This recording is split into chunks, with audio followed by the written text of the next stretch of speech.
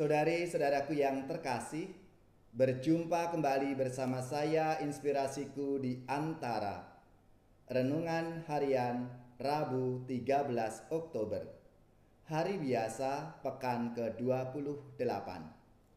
Semoga kita bersama keluarga, komunitas kita selalu dalam keadaan baik, tetap sehat dan bersemangat.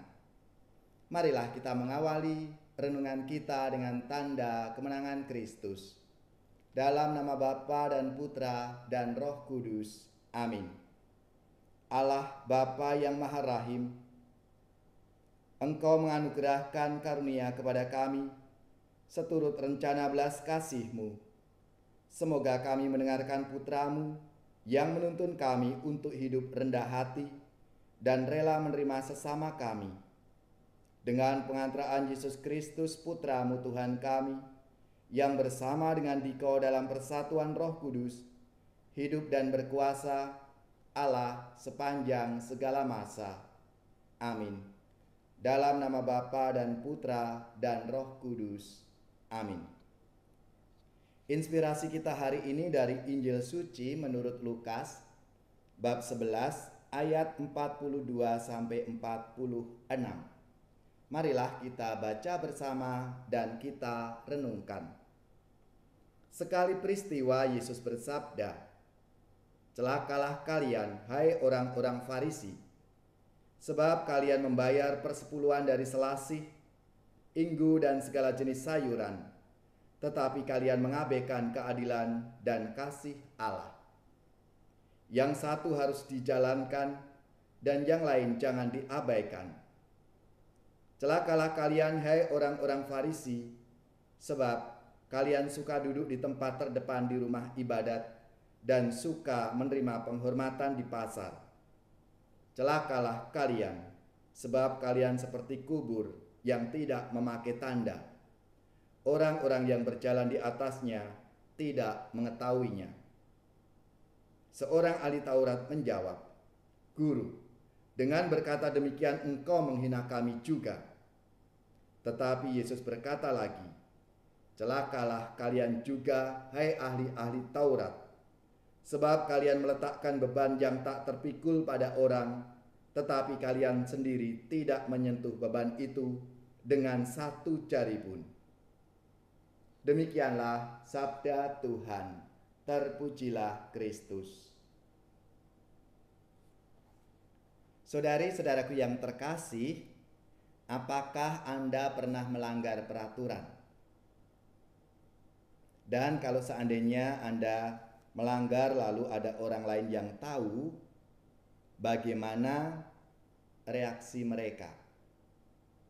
Apa komentarnya? Dan bagaimana dengan perasaan Anda sendiri ketika melanggar peraturan itu? Saudari-saudaraku yang terkasih, dalam hidup kita itu banyak sekali aturan-aturan. Baik itu aturan umum yang dibuat oleh negara seperti hukum pidana, hukum perdata, sampai aturan-aturan yang lebih lokal seperti adat istiadat, kesopanan, kontrak kerja, serta aturan sekolah, bahkan dalam aturan hidup, masyarakat, dan menggereja. Berbagai macam aturan itu dibuat untuk keteraturan dan kebaikan bersama, khususnya dalam hidup bersama dengan orang lain. Saudari-saudaraku yang terkasih, kalau kita menyimak sabda Tuhan hari ini ketika Yesus menyampaikan semacam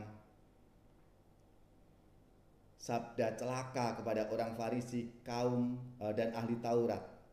Orang Farisi itu adalah kelompok religius awam, reformis dalam agama Yahudi.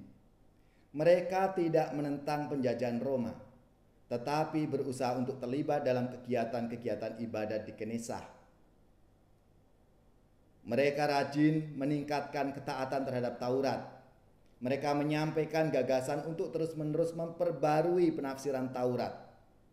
Dan kaum Farisi sungguh-sungguh taat menjalani praktek kemurnian dan persepuluhan. Yesus mungkin dekat dengan mereka, namun juga seringkali ia berdebat dengan mereka. Bahkan memberi kritik yang tajam tentang membayar persepuluhan, tentang suka duduk di tempat terhormat, tetapi justru mereka mengabaikan kebaikan, keadilan, dan kasih. Sedangkan ahli Taurat, mereka adalah penafsir resmi kitab suci dalam agama Yahudi. Setelah menjalani pendidikan yang lama dan mencapai sekitar usia 40 tahun, barulah mereka itu dilantik menjadi ahli Taurat. Yesus mencela para ahli Taurat yang bangga dengan pendidikannya dan sangat mengharapkan penghormatan. Ahli Taurat meletakkan aturan-aturan yang berat kepada orang lain, tetapi mereka sendiri tidak melaksanakannya. Saudari-saudaraku yang terkasih, dalam bacaan hari ini kita kembali melihat orang Farisi mempersoalkan Yesus yang tidak mencuci tangannya sebelum makan. Dalam adat istiadat orang Yahudi, mencuci tangan sebelum makan itu adalah sebuah aturan tertulis yang ada turun-temurun. Namun demikian, aturan yang dipermasalahkan bukanlah tentang kebersihan ataupun kesalehan. Orang Farisi tampaknya lebih berpikir tentang yang sifatnya ritual belaka, sekedar formalitas. Ada kemungkinan juga bahwa orang Farisi itu mencari-cari kesalahan yang digunakan untuk menyerang Yesus. Oleh karena itulah Yesus menegur mereka yang lebih fokus terhadap hal-hal yang luaran saja, sehingga lupa membersihkan sesuatu yang lebih penting, yaitu hati dan pikiran. Saudara-saudaraku yang terkasih, marilah kita melihat dalam diri kita masing-masing ketika kita melaksanakan aturan-aturan yang ada dalam kehidupan kita. Di tengah-tengah masyarakat semuanya ada aturannya. Dalam hidup berlalu lintas ada aturannya. Dalam hidup membiara bagi suster, bruder, dan kaum religius, semuanya ada aturan-aturan bersama. Bahkan dalam hidup di tengah-tengah masyarakat, aturan yang sangat sederhana, misalnya kita bertamu 24 jam harus lapor kepada Pak RT. Dan dalam kehidupan menggereja ada banyak aturan-aturan yang ada, lebih-lebih di masa pandemi ini.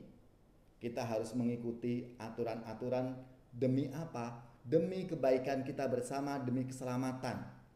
Khususnya di masa pandemi ini, bukan karena untuk membatasi kita, namun sungguh-sungguh untuk keselamatan kita bersama.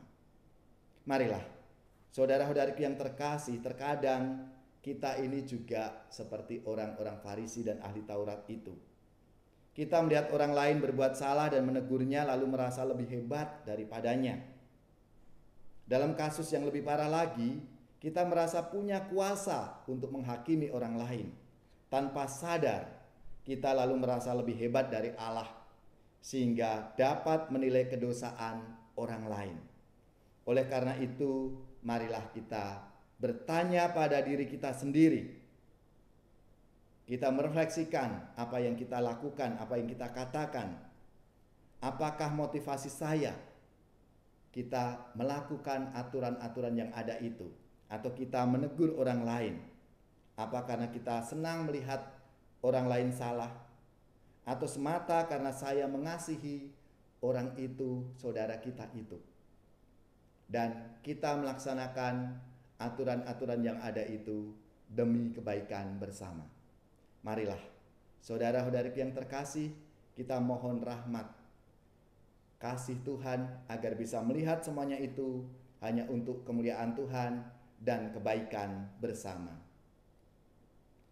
Firman Allah kebenaran menyinari yang gelap, bila tidak diamalkan sia-sia jadinya. Bantulah umatmu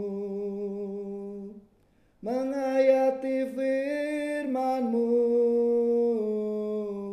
bantulah umat-Mu menghayati firman-Mu.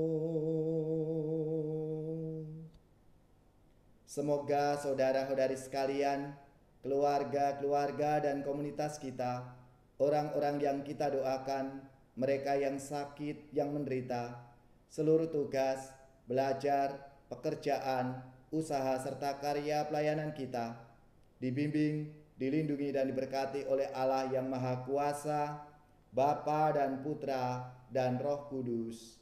Amin.